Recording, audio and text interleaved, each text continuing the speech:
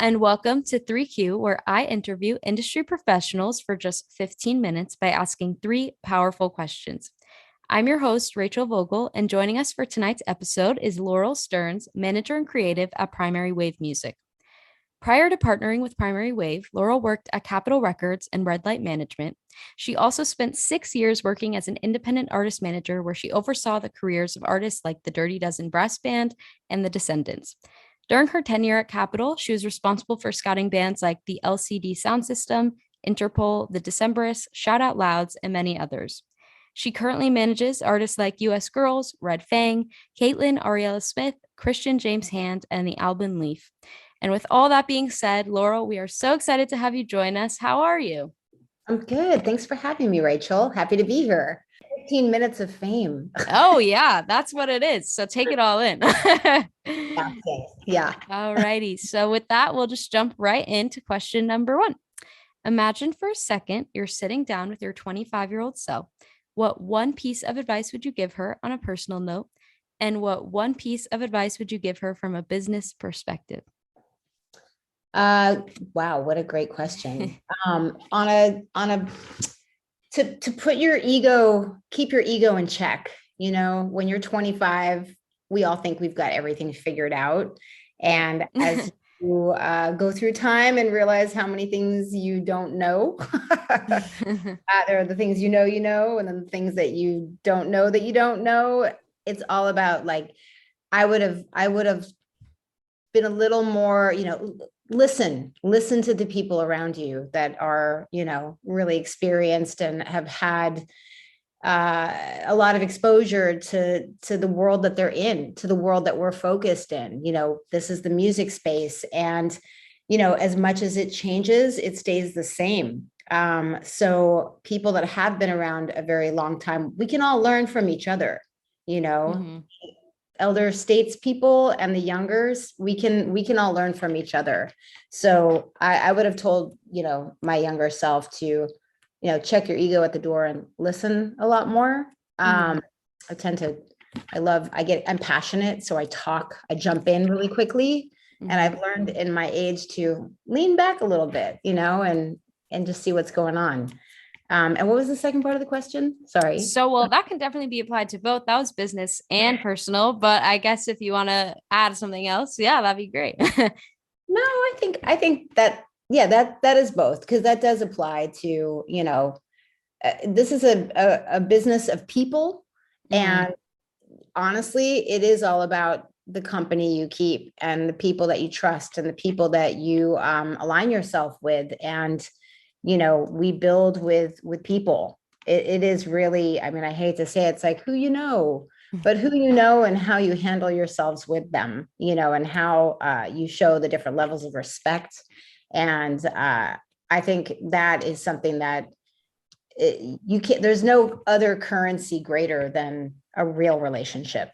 Mm-hmm. There's transactional relationships and those happen too, but I really prefer real relationships with people, and good things usually come out of them, whether it's business, friendship, both. They can coexist. Absolutely. And I think you bring up a good point. Like, definitely starts when you're younger. It doesn't just start when you're like you turn 30 or you turn 40. It's the second you get your first internship. 100%. And that's where like trust really plays a part. And mm-hmm. all levels, someone's trusting you and you're trusting them. It's a two-way street. Love that. All right. So moving right along, question number 2. Every industry has its dirty little secrets, and we all know that it's no different in the music industry. And sometimes people think that's a bad thing, but that's not always the case. Sometimes it can be good. What's one secret you would like to share with our listeners about the industry? Oh, wow. This is a juicy one. Yeah, well, it's back to the trust thing. If when you build real trust with people, real trust, and it's intentional trust. Like, you really do want to find yourself in a place where, everyone's comfortable. So if everyone's comfortable and everyone, feels like they can really rely on one another, you will be led into the room. Mm-hmm. And if that trust goes away, if that understand, because, certain rooms they're cones of silence. There's, this doesn't leave this area. This is what's brewing. This is what's happening. When you build these like trust chambers, you get to go into the room. And if you are found a loose lips person or untrustworthy, whatever you want to call it, you won't be allowed in those rooms. I don't know if that's a secret. It kind of feels like that's just common sense. Yeah. Yeah. But that was great. What happens in those rooms? Definitely. Yeah. Would you say that there's anything in particular secretive about management? I mean, being discreet, it's like you're being trusted with, you work for the artist, they trust you with essentially what their life's work, their work, their soul work, their, the channel that is open that allows them to create art. Like they're trusting you with it to navigate, to build infrastructure for them, to build opportunity for them. So that's a pretty big deal when you're handling someone else's life in that space. So, that is something that you have to just really be mindful of it. It's not something to take lightly. I take that responsibility. It's a big responsibility, and it's Definitely all I've ever done. I've never even served a cup of coffee. I don't know anything else but this business since I was 18 years old and I dropped out of college. And that's why you're so successful. I mean, success is a state of mind. So in that case, I would say I have been doing what I've wanted to do my entire life. And so that to me is success. Definitely. It's not how many Grammys, even though those are nice to see and get. There are certain people, I remember like Jimmy Jam saying something to me where he basically was like, at the age of 60, I feel like I'm finally getting success. I think it was a mental accomplishment. Right. You have like 1,000 Grammys and every earth, but that was his perspective of success. And I think, sharing that moment, I was like, I've never gone after that side of the business. I was never driven by like being the industry spotlight. I just wanted to do what I loved. Right. And I have done that for the last, I don't know, it's been 30 years. That's great. Yeah. Amazing. Yeah. I think some people can definitely, at least in the music industry, like get a little bit lost in what they really love to do or take, move around. Yeah.